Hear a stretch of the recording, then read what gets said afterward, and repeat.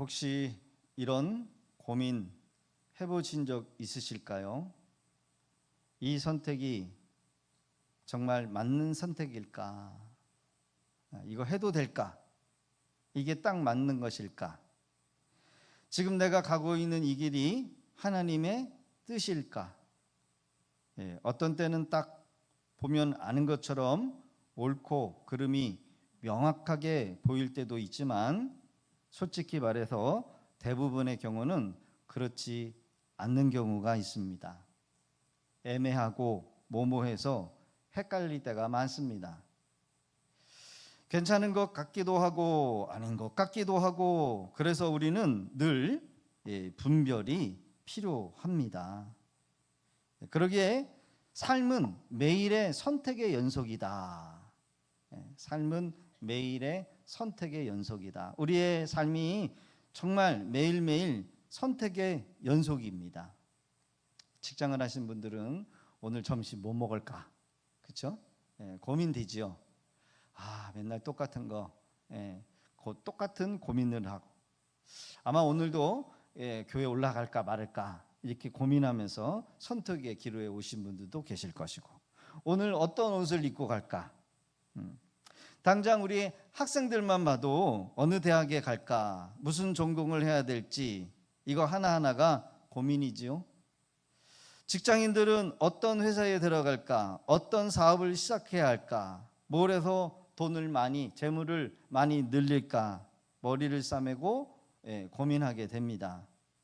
우리 부모님들의 가장 큰 걱정은 우리 자녀들 잘 있을까, 우리 자녀들 어떻게 하면 잘 키울 수 있을까, 이런 노심초사. 심지어 우리 연세 드신 우리 어르신들은 오늘 어느 병원에 가야 될까, 이런 하나하나의 선택 속에 살아가십니다. 우리는 매일매일 순간의 선택의 갈림길에 서 있는 것은 여러분 당연한 것입니다. 이 선택 하나하나가 우리의 결과를 좌우하기도 하고, 내가 선택한 것들이 모여서 우리의 인생을 만들어 갑니다. 그러게 여러분, 우리는 아무거나 아무 것이나 선택하면 안 됩니다. 정말 신중하게 분별해서 선택해야 한다는 거예요. 그래서 여러분, 기준이 있어야 분별이 된다는 겁니다. 우리가 뭘 분별하려면 당연히 기준이 있어야 돼요. 국민학교 다니시는 분들은 운동장에 가면 선생님이 체육 시간에 한 친구를 지명하죠. 야, 너 기준 해. 그러면은 기준 하면은 양팔 간격 좌우로 나란히 하면은 친구들이 좌우 살피면서 질서를 잡으면서 줄을 서는 것을 보게 됩니다. 여러분, 우리의 삶도 마찬가지입니다. 만약 우리한테 기준이 없다라고 한다면 제대로 우리의 삶은 이루어갈 수가 없어요. 이리 흔들리고 저리 흔들려서 여러분 뭘 잡아야 될지 모릅니다. 우리 신앙인들도 마찬가지입니다. 하나님의 말씀, 이 말씀으로 기준을 삼아야 돼요. 말씀이 우리의 기준이 될 때 우리는 올바른 선택을 할 수가 있고, 그 선택의 결과도 복되다라는 겁니다. 교회 안에 분별이 왜 중요하느냐? 바로 세상과 구별되기 위해서라는 거예요. 만약 분별이 없으면 우리 교회 안에는 죄로 여러분 가득 차게 될 것입니다. 죄가 가득해 버려요. 그래서 교회 안에 세상 사람들이 있는지, 교회 밖에 세상 사람이 있는지 이렇게 구별이 안 돼요. 여러분, 끔찍합니다. 정말 참된 목자라고 한다면 성도들에게 하나님의 말씀을 제대로 가르치는 목사가 되어야 해요. 그 기준이 뭡니까? 오직 하나님의 말씀의 기준이라는 거예요. 여러분, 이것을 반드시 기억하실 수 있기를 바랍니다. 바른 말씀으로 하나님을 경배하고 하나님만을 섬길 수 있게 바르게 가르치는 목사가 있어야 한다는 거예요. 며칠 전에 한 청년이 상담을 요청했습니다. 지금 다니는 직장보다 더 높은 연봉을 주겠다라고 하는 스카웃 제의를 받았대요. 근데 문제는 지방으로 내려가게 되면 교회를 한두 번밖에 못 온다는 거예요. 예, 못 온다는 얘기가 뭐예요? 못 온다는 거예요. 과연 연봉을 선택해야 될까? 아니면 지금에 만족하면서 신앙생활을 계속해야 되는 걸까? 이렇게 물어보더라는 거죠. 예, 여러분 그러면 어떻게 해야 돼요? 예, 돈을 생각하면 그래 가라. 거기 가서도 교회 찾아서 신앙생활하면 되지. 이렇게 말을 해야 되지요. 우리는 말씀의 기준으로 우리를 살펴야 됩니다. 그래서 청년에게 그곳에 가면 아마 신앙생활 못하지 않을까 그랬더니 예 맞습니다. 신앙생활 안 하겠죠. 신앙생활이 무너질 가능성이 크니까 돈보다는 신앙이 우선순위가 아니겠을까? 이렇게 고민을 했습니다. 그랬더니 그 청년이 기꺼이 지금의 그 자리에서 남아서 내가 열심히 신앙생활 하겠습니다.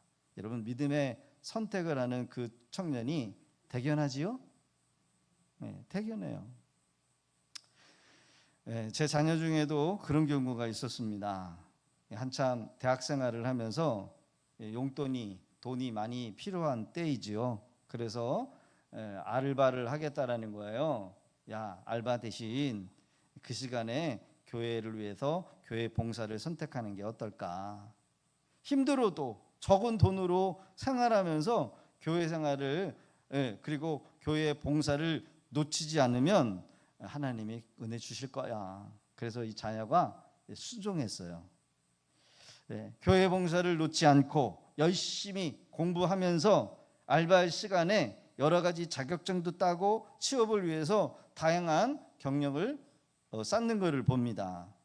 그런데요, 지금에 와서 보니까 자기 친구들은요, 그 알바를 하면서 용돈은 많이 받고 또 그 받은 용돈을 가지고도 알바를 하면서도 여행을 다녔다는 거예요.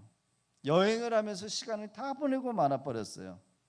근데 이제 4년이 지나고 취업할 때를 보니까 알바하면서 놀러 다녔던 친구들은요, 취업에 많은 어려움을 겪고 있다라고 그렇게 이야기가 들려오더라는 거죠. 목회자의 자녀이고 제가 목사다 보니까 자녀들의 선택의 기로가 있을 때 말씀을 기준으로 삼도록 가르칩니다. 대학생 때 세상에서 알바할 그 시간 하나님 앞에 들여보지 않겠냐? 봉사하면 하나님께서 반드시 너에게 은혜를 주실 거야. 실력을 키우는 시간을 가지면서 나중에는 반드시 달라질 거야.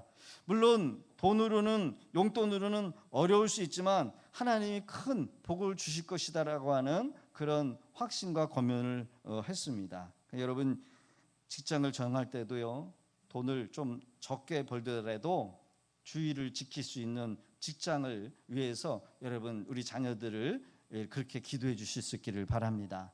높은 연봉, 높은 여러분 어떤 이 직위가 중요한 것이 아니라 여러분 하나님의 말씀으로 선택을 해서 신앙을 붙들 때는 여러분 반드시 은혜를 입게 되는 줄로 믿습니다. 그래서 자녀들이 그런 고백을 해요. 말씀을 따라 살도록 가르쳐 주셔서 감사합니다. 말씀을 따라 살도록 가르쳐 주셔서 감사되는 거예요.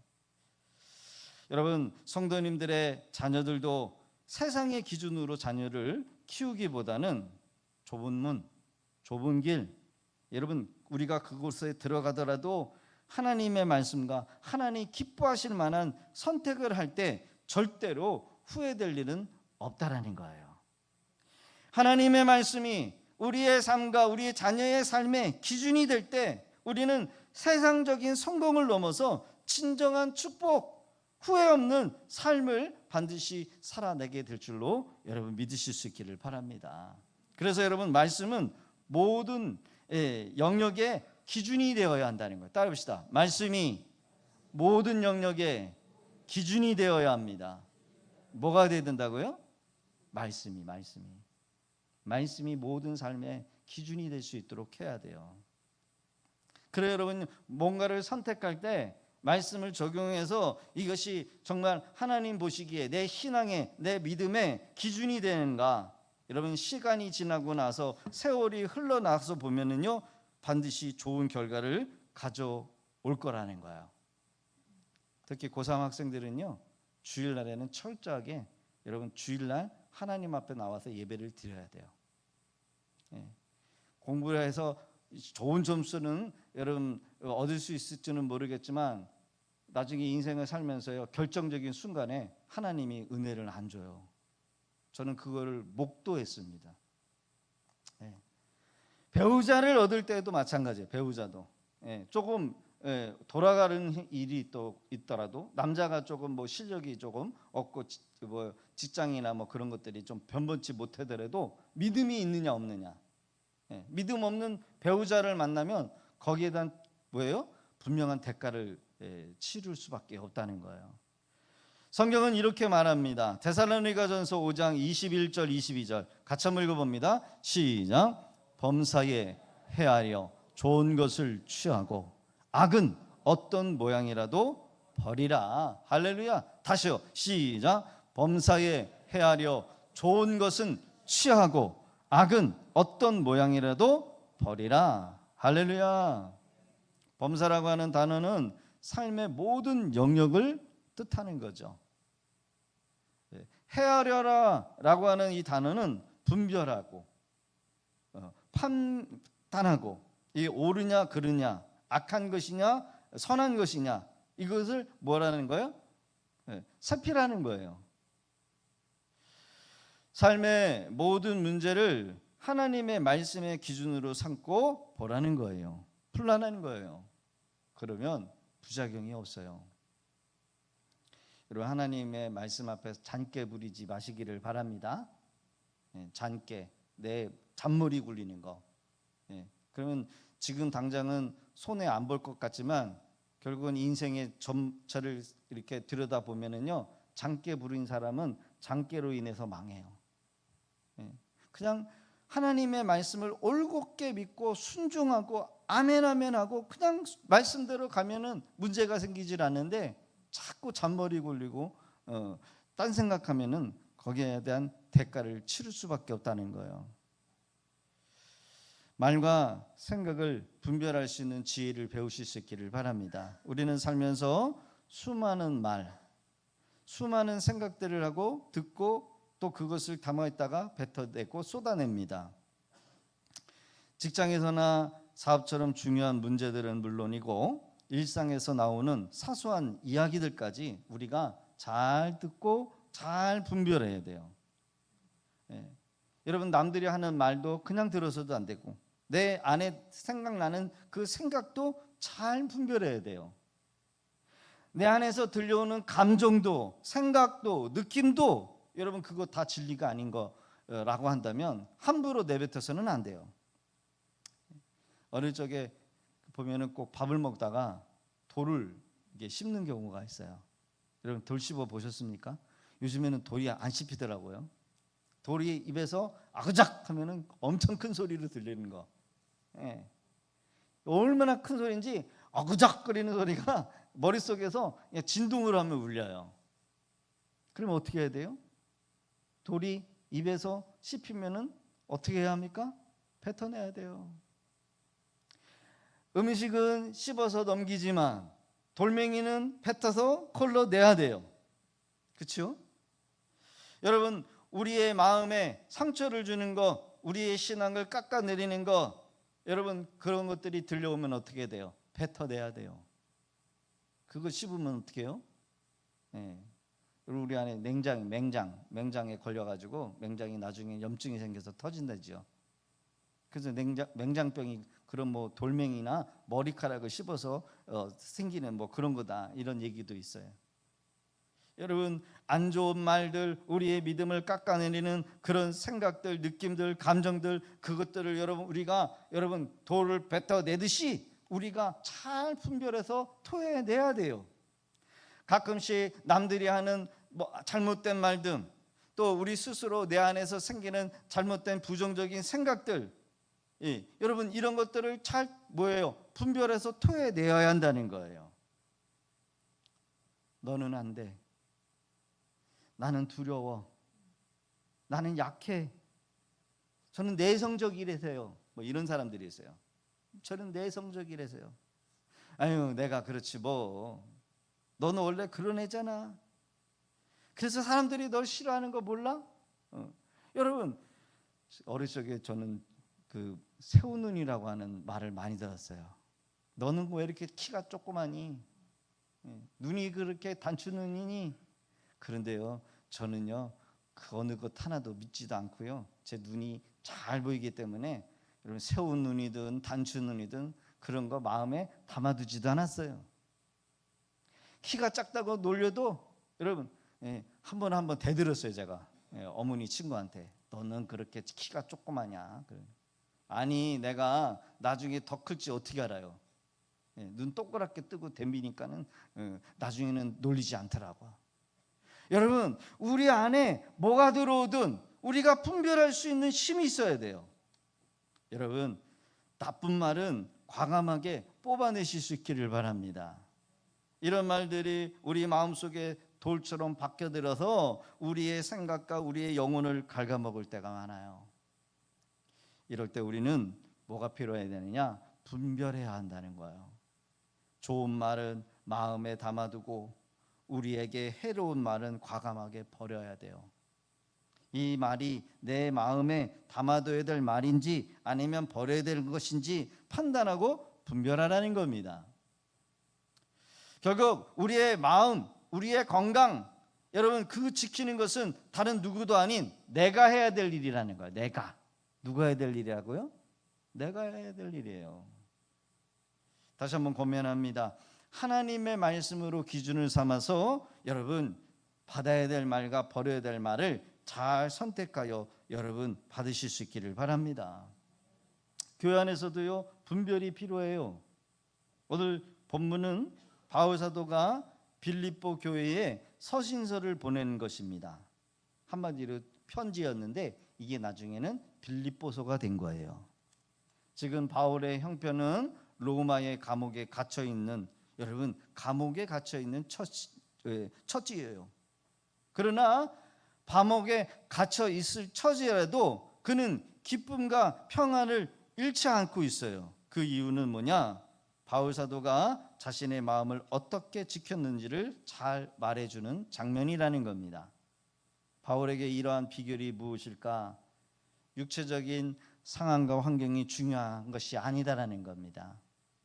어떤 사람은 감옥에 있으면서도 감옥 밖에 있는 사람들에게 위로를 하고 격려하고 있는 위치에 있는가 하면, 어떤 사람은 감옥 밖에 있으면서도 자유로운 그런 상황과 환경 속에 있으면서도 자기 스스로를 만든 감옥에 자기를 가두면서 사는 사람들이 있다라는 거예요.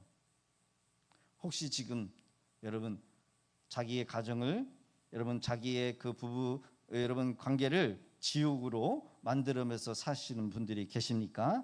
여러분 오늘 주시는 말씀을 통해서 여러분들의 마음 안에 하나님의 말씀이 들어가실 수 있기를 주 이름으로 축원합니다. 빌립보 교회의 이 바울 사도는 제2차 전도 여행 중에 세운 유럽의 최초의 교회였기도 해요. 마게도냐라고 하는 곳으로 환상 가운데 음성을 듣고 원래는 아시아에 가서 복음을 전하려고 했던 이 바울 사도가 성령에 이끌려서 마게도니아라고 하는 곳으로 복음을 전하게 됩니다. 그곳이 바로 빌립보였어요. 그곳에 예배를 드릴 수 없는 곳에 강 한가운데 나가가지고 여러분 기도하던 중에 자주장사 루디아라고 하는 여인을 만나면서 예수님을 영접하고 그가 최초의 가정교회를 열면서 그곳에 바로 교회가 시작이 되었다는 거예요. 바울이 빌립보라고 하는 곳에 복음을 전하러 가다가 여러분 거기서 귀신 들린 여종이 하나가 여러분 예수의 복음을 전하는 일에 방해를 합니다. 그래서 바울 사도가 이 점치는 귀신 들린 여아이를 고쳐줘요. 이제 더 이상 점괘가 나오지를 않으니까, 돈이 벌 수단이 안 되니까 그 계집종의 주인이 바울과 실라를 이상한 종교를 전한다. 그 붙잡아 놓고 매를 가하고 지하 감옥에다 가뒀는데, 여러분 그곳에서 찬양과 하나님 앞에 감사를 드렸던 이 바울과 실라를 감았던 그 감옥, 그리고 그를 채웠던 그 착고가 풀어지게 되면서 결국 그 감옥 안에 있는 사람들, 그리고 자신을 가뒀던 그 주인들, 그리고 그 감옥의 옥수장들이 다 예수를 믿으면서 세례를 받고, 그 가족들이 다 예수를 믿으면서 구원을 받으면서 이곳이 뭐가 됐냐면 바로 빌립보 교회가 되었다라는 거예요. 할렐루야. 바울은 말씀으로 기준으로 빌립보 교인들에게 여러분 이 소식을 전하고 있어요. 최초의 유럽의 바울 사도에 의해서 세워진 이 빌립보 교회, 바울이 감옥에 갇혔다라고 하는 이야기를 듣자 빌립보 교인들이 헌금을 모아가지고 바울에게 헌금을 보내요. 바울을 잘 살펴달라고 위로의 헌금을 로마로 보냅니다. 이 빌립보서는 바울이 로마 감옥에 이 빌립보 교회가 자기를 도와준다라고 하는 그 감사의 편지를 썼지만 좋은 말만 하고 비판하고 싶지 않는 그런 바울의 마음이 이 안에도 담겨져 있다는 거예요. 오늘 본문의 기록을 봅니다. 빌립보서 4장 2절의 기록을 봅니다. 같이 한번 읽어볼까요? 시작. 내가 유디게와 권하노니 순두개를 권하노니 주 안에서 같은 마음을 품으라. 유오디아와 순두개, 당시 교회 내에 여성의 지도자로 추정이 되는데 이 두 사람 간에 갈등이 있었다는 거예요. 빌립보 교회의 가장 큰 문제는 분별하는 대신에 뭐가 있었냐면 분열이 일어나고 있었다는 거예요. 여러분 우리 따라해 봅시다. 분열하지 말고 분별합시다. 분열하지 말고 분별해야 돼요. 교회 안에 서로 시기하고 질투하고 미워하는 부류가 있었는데 한 교회에서 한 주님을 섬기고 한 성도들을 섬기는 성도들 간에 여러분 시기가 있었고 질투가 있었고 분열이 있었다는 거예요. 본문에 그 당사자들이 누구였냐면 바로 유오디아와 순두개였다는 거예요. 아마 지금도 마찬가지지만 여성들이 교회의 비율이 커요. 초대교회에서도 여성들이 여러분 거의 대표인 주도를 잡는 그런 사람들이 아니었을까. 교회 중심에 서 있는 사람들, 교회 안에 따지고 들어가 보면 앙숙인 사람들이 너무나 많다는 거예요. 초대교회도 그랬대요. 비슷해서 잘 지내야 되고 서로 협력해서 주님의 몸된 교회를 잘 세워나가야 될 지체들이 서로 물고 뜯고 싸우고 있다는 거예요. 한 주님을 섬기면서 서로 돕고 교회를 바르게 올바르게 세워가야 될 교우들이 힘을 합해서 하나가 되어야 될 그 대상들이 서로 의견이 안 맞아가지고 미워하고 시기하고 있다는 거예요. 주로 경쟁자들끼리 비슷한 사람들끼리 서로 미워하고 싫어하고 경쟁할 수 있습니다. 오히려 교회에 관심이 없고 무관심하신 분들은요, 교회의 어떤 일에 대해서 여러분 이야기하지도 않아요. 그러나 여러분 시기, 질투, 미움의 죄는 여러분 너무 중대한 죄라는 겁니다. 여러분 현대 교회도 마찬가지예요. 우리는 이 점을 깊이 생각해야 한다는 겁니다. 마귀가 주로 사용하는 여러분 무기가 뭐냐? 갈라놓는 거예요. 분열이라는 거예요. 믿는 사람들이 모여서 좋은 일을 하자고자 여러분 모였음에도 불구하고 그 안에는 시기심과 질투심과 미움이 반드시 나타나요. 여러분 시기와 질투, 미움은 마귀가 시험하는 것 중에 가장 자주 사용하는 무기라는 겁니다. 그러게 여러분 우리는 말씀으로 분별해야 한다는 거예요. 바울 사도가 빌립보 교회에 높은 차원의 충고를 하고 있다라는 거. 왜 그렇게 다투고 있는가? 왜 그렇게 너희들끼리 경쟁을 하느냐? 누구는 잘했다, 누구는 못했다 이렇게 비판하는 것이 아니라 딱 한마디로 뭐라고 얘기하냐면 2절의 기록을 보면 주 안에서 같은 마음을 품어라. 주 안에서 무슨 마음을? 같은 마음을 품으라는 거예요. 너희들의 의견 차가 일 수는 있지만 그리스도 안에서 하나가 되어야 한다라고 하는 것을 강조하고 있다는 거예요. 예전에 제가 부족자로 사역할 때 여러분 어떤 분이 이렇게 양보를 하시는 걸 봤어요. 양보. 예. 새로운 사람이 위치에 서니까 먼저 있던 이끌어갔던 리더들이 이제는 새로운 사람들에게 양보를 해요. 그가 잘하든 못하든 실수를 하든 그가 잘할 수 있도록 격려를 해주면서, 여러분, 내 생각과 내 경험이 있고 오래된 이 노하우가 있어도 새로 직분을 가지고 올라오는 사람에게 양보를 해주면서 이렇게 교회를 세워나가는 것을 봤어요. 누가 보더라도 미숙하고 열정은 있지만 실수하는 것들이 분명히 있음에도 불구하고 실수했다라고 비판하거나 판단하지 않고 양보해주고 격려해주는 것을 보게 되어요.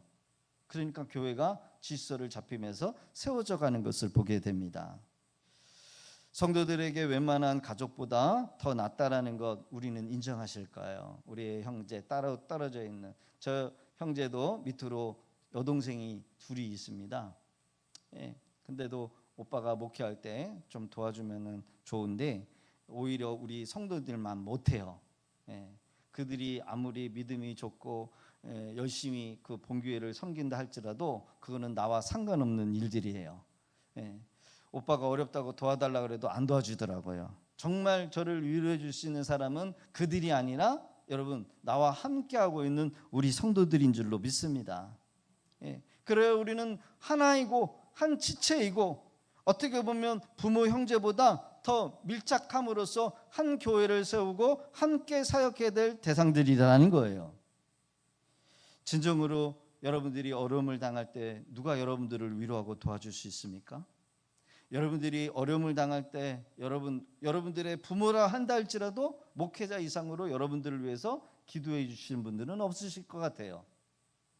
여러분들이 어려움을 당하고 있을 때 여러분 우리의 자매와 형제가 많이 있을지라도 여러분 함께 우리가 교회를 세워나가고 여러분들의 그 아픔을 위해서 기도해 줄 수 있는 분들은 여러분 옆에 있는 지체들 외에는 없는 줄로 믿습니다. 복음을 위해서 나와 함께 힘쓰던 자, 3절에 그렇게 기록이 되어 있어요. 무슨 말입니까? 우리가 복음을 위해서 함께 수고하는 굉장히 가까운 사이다라는 것을 바울 사도가 강조하고 있다라는 거예요. 그러게 여러분 우리는 동역자인 줄로 믿습니다. 축구로 말하면 우리는 한 편인 거예요. 위치는 달라요. 공격수가 있고 중앙센터가 있고 그리고 수비가 있어요. 여러분 수비가 있는데 우리 공격수를 공격하는 경우는 있습니까? 한 편이라는 거예요. 위치는 다르고 역할은 다르지만 우리는 여러분 같은 색을 입고 같은 방향으로 여러분 공격하면서 나가는 거죠. 할렐루야. 빌립보 교회의 성도들은 초기에 교회를 세우기 위하여 정말 많은 수고와 어려움을 같이 감당했던 사람들이었어요. 때로는 매를 맞기도 하고 위험도 함께 겪기도 했어요. 어려울 때 교우들이 힘들 때 같이 기도하고 헌신도 아낌없이 했어요. 우리 성도님들이 여러분 이제 교회가 자동차가 필요하다고 하니까 여러분 다른 교회 성도님들은요 필요한가 보다 이렇게 느낄 뿐이지 정말 심각하게 교회가 뭐가 있구나 그래서 나도 동참해야지. 여러분 이것이 뭐예요? 우리 성도예요. 팔짱 끼고 앉아있으면서 필요하나 보네. 여러분 그거는 우리 지체가 아니잖아요. 여러분 함께 기도하고 함께 어려움이 있을 때 그것을 위해서 여러분 같이 나누고 마음을 나누고 생각을 나누고 감정을 나누는 거예요. 이게 잘 분별하라고 하는 의미입니다. 교회 공동체 내 불화나 갈등이 생길 때 서로를 생명책에 기록된 하나님의 자녀로 존중하고 화해를 추구해야 한다라고 바울 사도는 말하고 있어요. 오늘의 사소한 문제들은 문제가 아닙니다. 여러분 우리가 어떤 사이인데 우리끼리 미워할 수 있을까요? 여러분 누가 잘못하고 누가 잘하고 따져서 무엇을 하겠느냐라는 거예요. 여러분 가족끼리 다투면 우리 자녀들은 누구의 편을 들어야 할까요? 가족인데 무슨 편을 듭니까? 부부들이 처음 볼 때 반대 성향을 가지고 서로 끌려서 연애를 했대요. 우리 김정하 권사님은 말 없는 우리 이영희 집사님이 여러분 이게 매력적이었다는데 결혼해서 보니까 너무 말이 없다 보니까 답답하더라는 거예요. 이런 얘기를 하더라고요. 저 사람은 묵묵하고 멋있어 보여. 그래서 결혼을 했는데 말 한마디를 안 해. 우리 김영희 집사님이 그러신다는 거예요. 그러면 살다 보니까 성격이 다른 것이 의견 차이가 되어서 서로 못 살겠다라고 난리치는 경우도 있지만, 그러나 다른 성격이 서로 도우면서 서로 도울 때 여러분 어떤 결과가 나타납니까? 서로 도우면 뭐든지 다 잘해낼 수 있다라는 거예요. 여러분 어떤 사람은요 성격이요 여행할 때 야 가자 가자 이렇게 선동하시는 분들이 있대요. 근데 여행 갈 때 어디를 가야 되는지 뭘 먹어야 되는지 맛집은 뭐 경비는 어떻게 써야 되고 얼마나 자야 되고 여러분 이런 거 따지는 사람이 있어요 없어요? 따지는 사람이 있어요. 이런 사람이 필요해요. 근데 가자 이렇게 얘기해 놓고 그냥 현장에 가가지고 같은 사람끼리 가면 야 뭐 해야 되냐? 그러면은 일이 안 된대요. 여행이 안 된대요. 가자 그래 놓고 뒤에서 어떤 사람이 있어야 되냐면 조직하는 사람이 있어야 된다는 거야. 어디를 가고 뭘 먹고 이 시간에는 어떻게 어디서 자고 경비는 어떻게 쓰고. 근데 여러분요 또 이런 사람들끼리 모이면은 여행을 못 간대요. 조직만 하고 계획만 세웠지 추진을 못 해가지고 못 간다는 거야. 그래서 가자 그런 사람도 필요하고 조직하는 사람도 같이 필요하다는 거예요. 이런 사람들이 서로 어울려서 여러분 일이 되는 거래요. 교회도 마찬가지죠. 가자 일하자라고 하는 선동하는 사람도 필요하고 뒤에서 열심히 조직을 해서 계획하고 이것을 추진해 가지고 일을 끌어나가는 사람이 필요하다는 거예요. 그러게 여러분 우리는 서로 다르지만 다양한 가운데 하나를 지향해야 될 줄로 믿습니다. 오늘 말씀해 보면 3절에 나의 동역자를 도우라. 나의 동역자를 도와라. 어떤 자세로 도와야 할까요? 5절의 기록을 봅니다. 시작. 너희 관용을 모든 사람에게 알게 하라. 주께서 가까우시니라. 관용, 부드러움, 관대함, 너그러움. 급하고 조급한 세상에서 우리는 온유하고 너그러운 태도로 서로를 대하고 서로를 격려하고 서로를 위하라는 거예요. 여러분 그렇게 해도 상대방이 말 안 들 때가 있고 속상하게 할 때가 있고 열받게 할 때가 있죠. 리더가 대보면 아실 거예요. 리더 셀 모임 모이자. 근데 도망가 버려. 같이 식당 봉사하자. 근데 딴짓하고 있어. 딴 데서 놀고 있어. 나중에 본인이 리더가 됐을 때 한번 당해보면 아는 거죠. 여러분 그렇게 문제를 풀어가지 마시고요. 우리가 그럴 때는 뭐 해야 될까요? 기도하라는 거예요. 기도해야 된다는 거예요.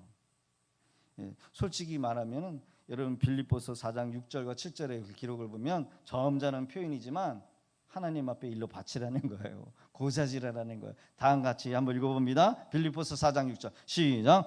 아무것도 염려하지 말고 다만 모든 일에 기도와 간구로 너희 구할 것을 감사함으로 하나님께 아뢰라. 그리하면 모든 지각에 뛰어난 하나님의 평강이 그리스도 예수 안에서 너희 마음과 생각을 지키시리라. 아멘.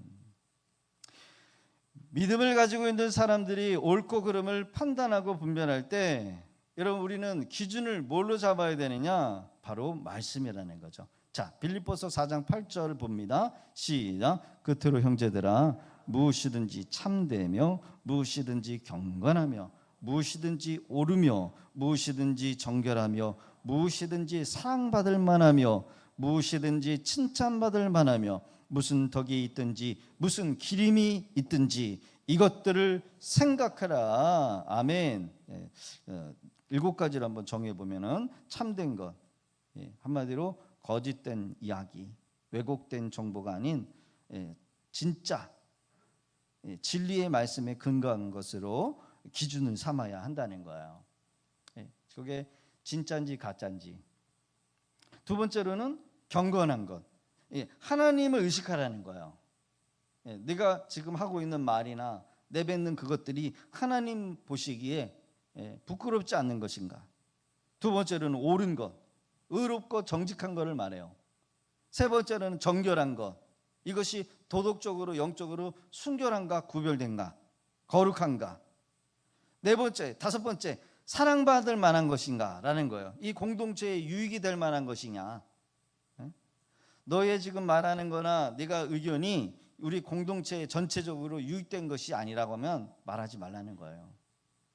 여섯 번째, 그것이 칭찬받을 만한 것이냐. 하나님과 사람들 보기에 칭찬받을 만한 것이냐, 이것을 기준으로 해서 행하라는 거예요.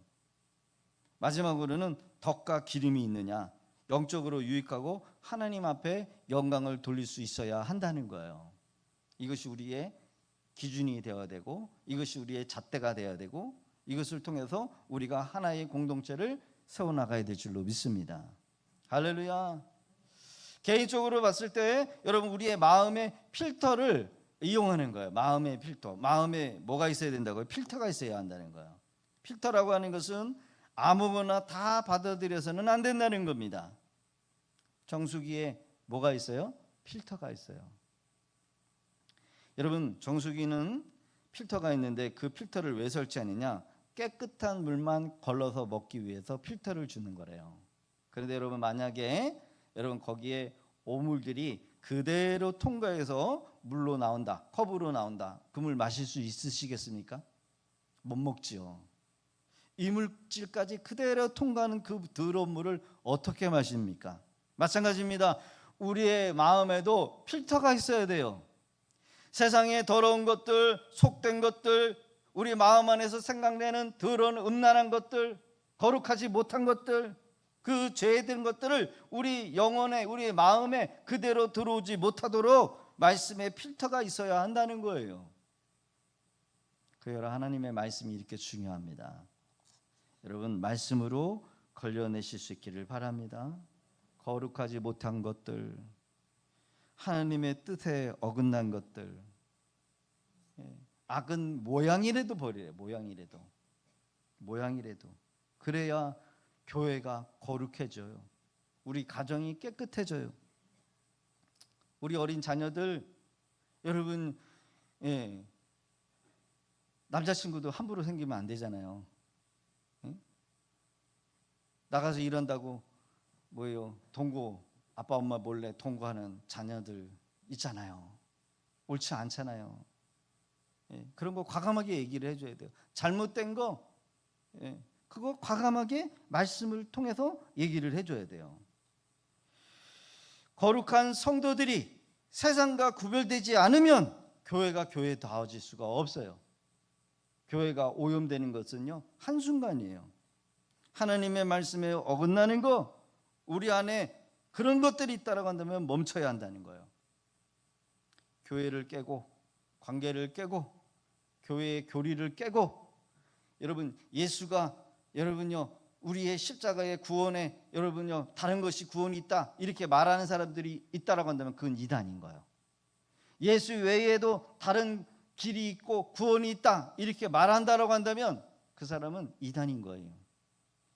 바울 사도는 바로 이런 기준, 이런 필터링을 통해서 우리의 교회와 개인적인 여러분 신앙에 있어서 여러분 이 6가지 덕목을 마음에 새길 수 있다라고 권면하고 있다는 겁니다. 정리해 보면 다음과 같습니다. 첫 번째, 나는 참된 삶을 살고 있는가? 두 번째, 나는 경건한 삶을 살고 있는가? 세 번째, 나는 올바른 삶을 살고 있는가? 네 번째, 나는 정결한 삶을 살고 있는가? 다섯 번째, 나는 사랑받을 만한 삶을 살고 있는가? 8절에 길어보면 무엇이든지 사랑받을 만하며, 무엇이든지 사랑받을 만하며. 여러분, 우리가 사랑을 줘야 되고요, 또 사랑도 받아봐야 돼요. 그런 자세로 우리가 여러분 옆에 있는 지체, 우리 가정을 섬기실 수 있기를 주의 이름으로 축원합니다.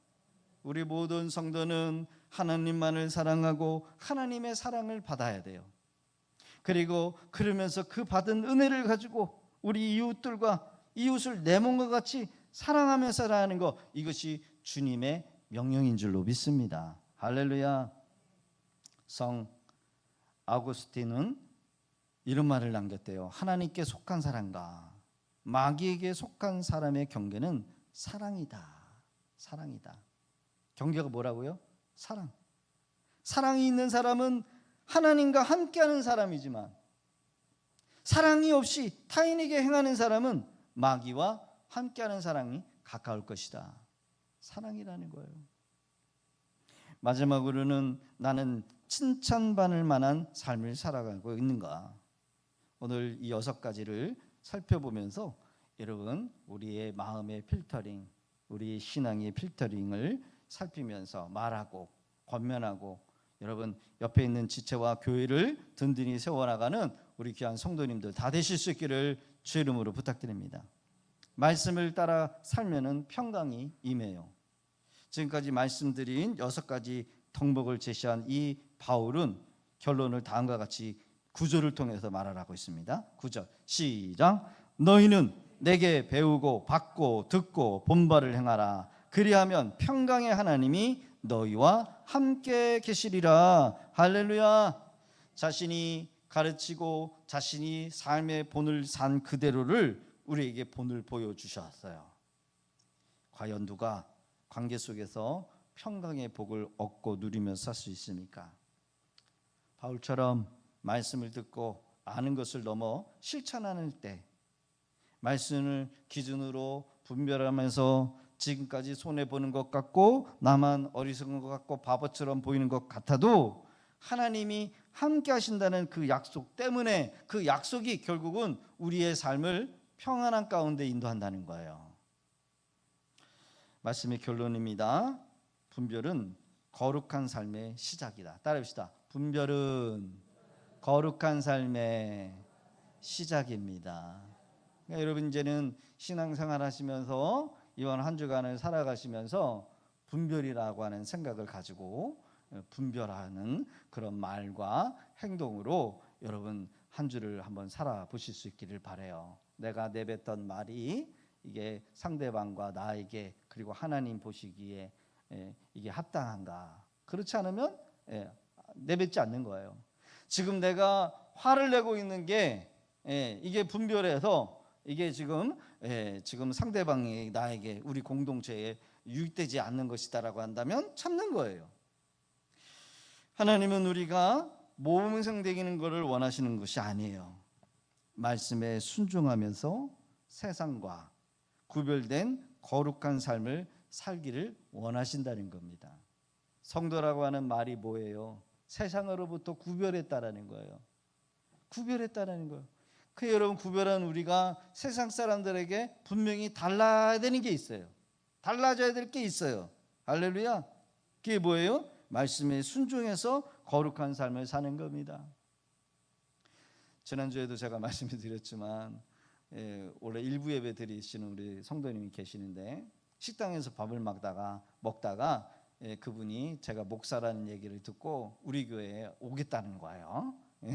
여러분 얼마나 그냥 전도가 이렇게 쉬워요, 그렇죠?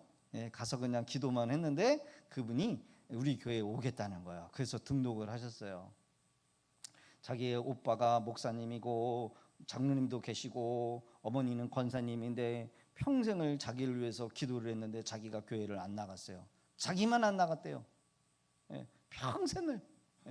그러다가 이제 제가 거기 가서 기도를 했는데 저희 교회를 오겠다는 거예요. 그래가지고 등록을 하셨어요. 근데 자기가 교회를 다니고 나서 변화되어진 게 있대요. 누가 제일 좋았냐 하면 어머니가 제일 좋아하시고 그리고 제일 좋아하시는 분이 자기 남편이래요. 나이가 저하고 동갑이었어요.